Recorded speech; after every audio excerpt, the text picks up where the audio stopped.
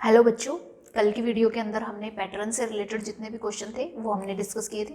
वो चैप्टर हमारा फिनिश हो चुका है और अब हम जो आज की वीडियो के अंदर स्टार्ट करने वाले हैं वो स्टार्ट करेंगे हम लघुत्तम समापवर्तक। यानी लघुत्तम समापवर्तक क्या होता है, इससे रिलेटेड जैसे क्वेश्चन पूछे जाते हैं उनके बारे में हम देखेंगे किस टाइप के क्वेश्चन यहाँ पर पूछे जाते हैं।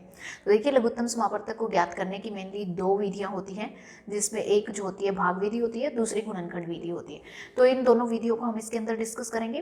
तो सबसे पहले हम देख लेते हैं कि लघुत्तम समापवर्तक क्या होता है। तो देखिए, लघुत्तम समापवर्तक क्या होता है।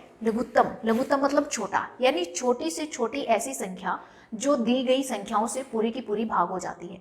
जैसे कि हमें जो है कुछ संख्याएं यहाँ पर दी गई हैं, जैसे हमें यहाँ पर संख्याएं, ये 3 संख्याएं हमें दी गई हैं।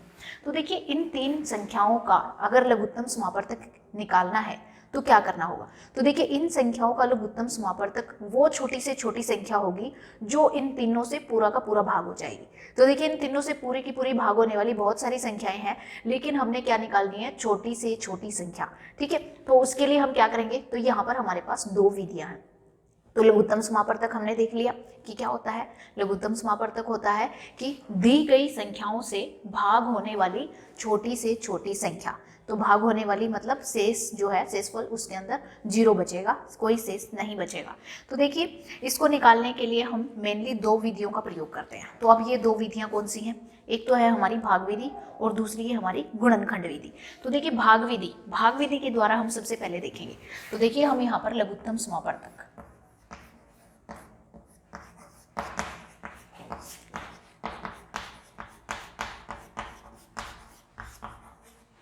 लघुत्तम समापवर्तक हम यहाँ पर निकालने वाले हैं और इसके अंदर हम देखने वाले हैं सबसे पहले भाग विधि।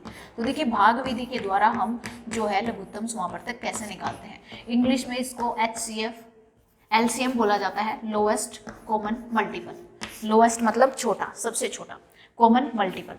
तो देखिए, इसके अंदर निकालने के लिए भाग विधि का प्रयोग करने के लिए हमें क्या करना है, जितनी भी संख्याएं हमें दी है उनको ऐसे लिखना है। हमने बीच में जो है हमने कोमा, इस तरीके से कोमा डालना है और इन संख्याओं को ऐसे लिखना है।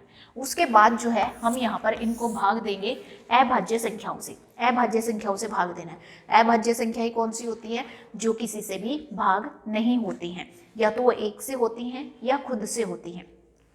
तो यहाँ पर हम सबसे छोटी संख्या से भाग देते हुए चलेंगे। तो देखिए, 4, 8 और 12 ये हमारे 2 से भाग होते हैं।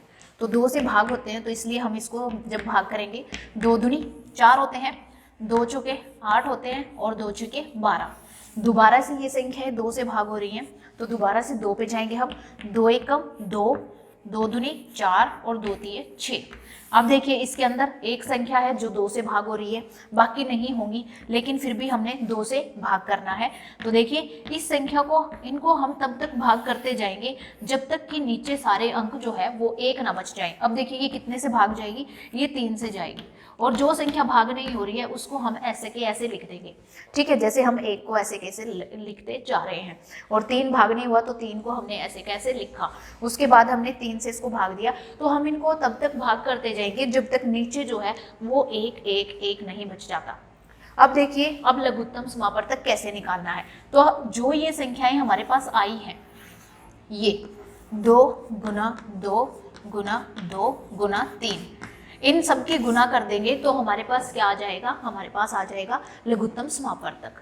तो देखिए, इसकी गुना करेंगे हम, 2 दूनी 4, 4 दूनी 8, 8 तिये 24। तो लघुत्तम समापवर्तक क्या आएगा, 24। तो 24 छोटी से छोटी ऐसी संख्या है जो इन सब संख्याओं से, तीनों संख्याओं से भाग होती है।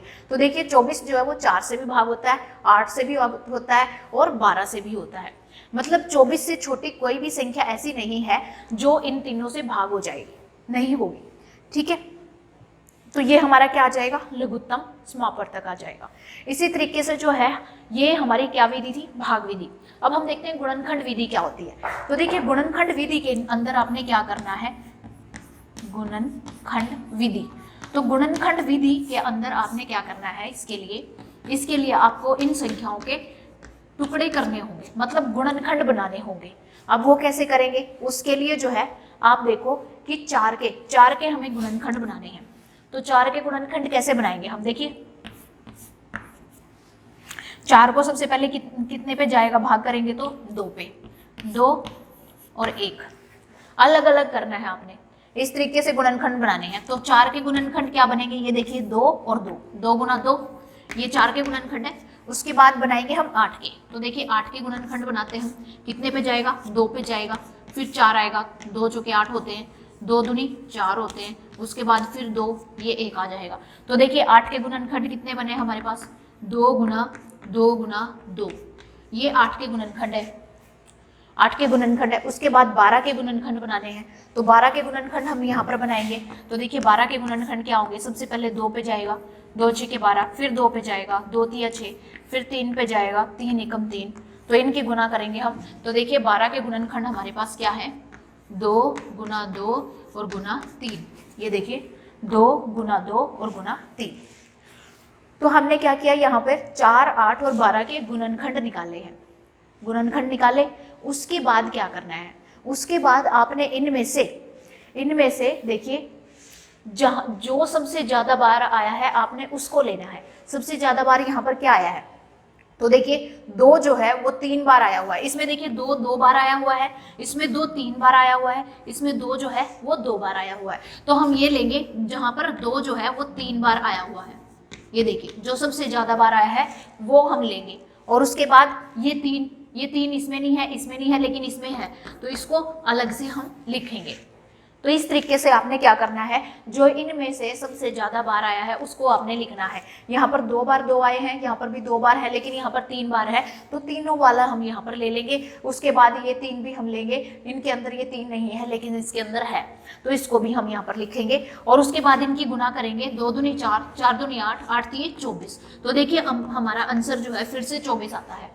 यहाँ पर भी हमारा आंसर 24 था, वहां पर भी हमारा आंसर 24 है। तो इस तरीके से जो है लघुत्तम समापवर्तक ज्ञात करने की हमारे पास कितनी विधियां हैं, 2 विधियां हैं। एक के अंदर भाग विधि है, भाग विधि के अंदर आपने इकट्ठा इस तरीके से आपने भाग करते हुए सभी संख्याओं को इकट्ठा लिखना है और सभी संख्याओं को ऐसे भाग करते हुए आपने जो है ये सोल्व करना है। उसके बाद अगर गुणनखंड विधि आपने करनी है तो गुणनखंड विधि के लिए आप इन संख्याओं के को अलग अलग भाग देकर इनके गुणनखंड निकालेंगे। तो देखिए 4 जो है वो 2 बार, 2 की 2 बार गुना करने पर ये 4 आता है, तो ये इसके गुणनखंड बनते हैं। अभाज्य गुणनखंड आपने बनाने हैं। अभाज्य मतलब जो किसी से भाग नहीं होते। तो देखिए 2 जो है वो या तो 1 से भाग होता है या खुद से भाग होता है, और किसी संख्या से 2 भाग नहीं होता। तो इसलिए जो है 4 के गुणनखंड हमने बनाए।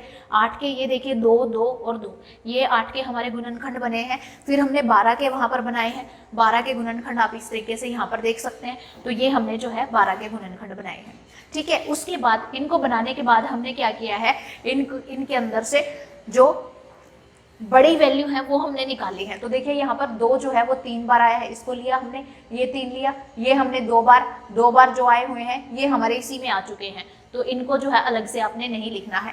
जो ज्यादा बार आया हुआ है वो आप यहाँ पर लिखेंगे, फिर 3 इनको गुणा कर देंगे तो आपका आंसर जो है वो 24 आ जाएगा। तो ये हमारा क्या है, ये हमारा लघुत्तम समापवर्तक है, और दोनों विधि से हमारा आंसर जो है वो बिल्कुल सेम आया है।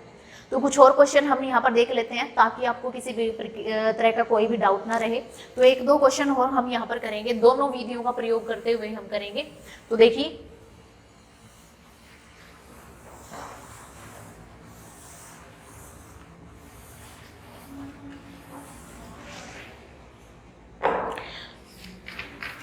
तो इसमें हम एक क्वेश्चन ले लेते हैं, 16, 24, 36 और 54। 16, 24, 36 और 54, ये हमें 4 संख्याएं दी हुई है। इन चारों संख्याओं का हमने क्या करना है, लघुत्तम समापवर्तक निकालना है। तो सबसे पहले हम किसका प्रयोग करते हुए निकालेंगे, भाग विधि का प्रयोग करते हुए हम लघुत्तम समापवर्तक निकालेंगे। तो देखिए, तो सबसे पहले हम किससे भाग करेंगे, देखिए ये 2 पे जा रहा है, 2 से भाग करेंगे। तो देखिए 2 8 16, बीच में आप कोमा इस तरीके से डाल सकते हैं, 2 8 16, 2 एकम 2, 2 दूनी 4, मतलब 12 से जाएगा, 2 एकम 2, 2 8 16, भाग करेंगे तो ये इतना आएगा। भाग करके देख सकते हैं आप, 2 दूनी 4 और 2 सते 14। अगर आपको ऐसे भाग नहीं करना आता तो आप इस तरीके से 54 को भाग करके देखेंगे कितना आएगा। तो ये देखिए 2 दूनी 4 आ जाएगा, आगे बचे गए 2 सते 14, तो 27 आ जाएगा ये, ठीक है। तो इस तरीके से भी भाग कर सकते हैं अगर आपको डायरेक्ट भाग नहीं करना आ रहा है तो। आगे देखिए दोबारा से 2 पे जाएगा ये, तो देखिए 2 पे ये संख्या भाग हो रही है, 2 चौके 8, 2 छके 12, 2 नी में 18, लेकिन 27 जो है वो 2 से भाग नहीं होगा, तो इसको हम ऐसे कैसे लिख देंगे। ठीक है, उसके बाद देखिए दोबारा से हम 2 पे करेंगे इसको। 2 दूनी 4, 2 तिया 6, 9 ऐसे कैसे रहेगा, 9 भाग नहीं होगा 2 से, और 27 ऐसे कैसे रहेगा। दोबारा से 2 पे, क्योंकि ये संख्या अभी भी 2 से भाग हो रही है। 1, 3, 9 और 27। उसके बाद ये संख्या भागोगी 3 से। तो देखिए अब 2 से कोई भी संख्या भाग नहीं हो रही है, तो 2 को हम वहीं पे छोड़ देंगे। अब करेंगे 3 से। तो देखिए इसको ऐसे कैसे लिख देंगे, क्योंकि ये भाग नहीं होगा।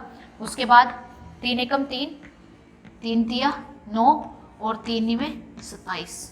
फिर से ये 3 पे जाएगा। ये जब तक नीचे 1 1 नहीं आ जाएगा पूरा, तब तक हम इस संख्या को जो है भाग करते रहेंगे। तो 3 एकम 3 आ गया, यहाँ पर 3 आ गया। दोबारा से इसको 3 से करेंगे, तो ये देखिए 1 1 1 और यहाँ पर 1। तो ये देखिए ये हमारे जो है अभाज्य गुणनखंड आ गए हैं। क्या आ गए, ये अभाज्य गुणनखंड। अब हमने क्या निकालना है, लघुत्तम निकालना है। तो उसके लिए क्या करेंगे, हम इन सब की गुना कर देंगे। तो देखिए 2 कितनी बार है, 4 बार है, और 3 3 बार है। तो हम 2 को 4 बार लिखेंगे ऐसे, और 3 को 3 बार लिखेंगे, और उसके बाद इनकी क्या कर देंगे, गुणा कर देंगे। अब हम गुना करेंगे, देखेंगे 2 दूनी 4, 4 दूनी 8, 8 दूनी 16, 16 दिए 48, 48 को कितने से करेंगे हम, फिर 3 तिया 9, 9 से गुणा कर दो इसको। तो ये हो जाएंगे 9 चौके 36, 36 और 7 43। तो हमारा जो लघुत्तम समापवर्तक है वो आएगा 432। कितना आएगा, 432 जो है वो हमारा लघुत्तम समापवर्तक आ जाएगा। तो आपने इनकी गुणा करनी है। तो इस तरीके से ये भाग विधि के द्वारा आपने इस तरह से इसको सॉल्व करना है। उसके बाद आते हैं हम गुणनखंड विधि पे। गुणनखंड विधि से भी देख लेते हैं क्या हमारा आंसर 432 आता है। तो देखते हैं हम।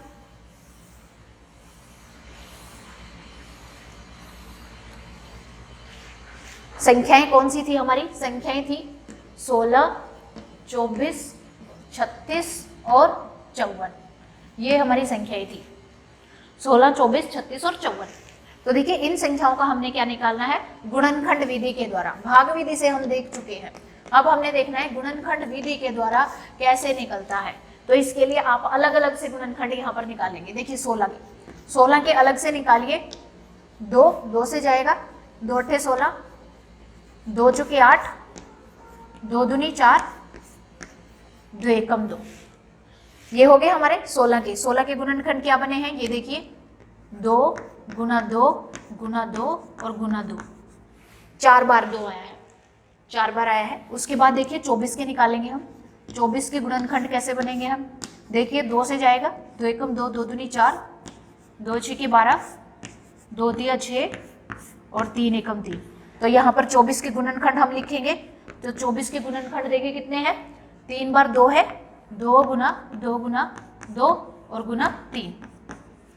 आगे देखते हैं 36 के गुणनखंड क्या बनेंगे, 2 एकम 2, 2 अट्ठे 16, 18 दूनी 36 होते हैं, 2 नी में 18, 3, उसके बाद दोबारा से 3 पे जाएगा।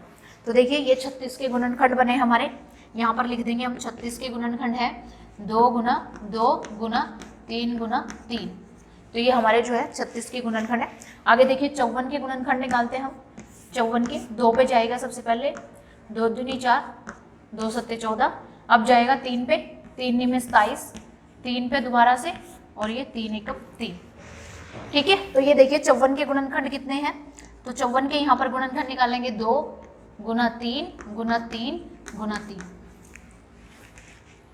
अब यहाँ से आगे देखना है कि हमने किस तरीके से जो है हमारा हमने क्या निकालना है, लघुत्तम समावर्तक निकालना है। तो उसके लिए हम क्या करेंगे, तो इसमें से देखिए सबसे ज्यादा बार क्या आया है। तो देखिए यहाँ पर 2 4 बार है, यहाँ पर 2 3 बार है, यहाँ पर 2 बार है, यहाँ पर 1 बार है। तो हम सबसे ज्यादा बार लेंगे कौन सा, 4 बार जहाँ पर आया है।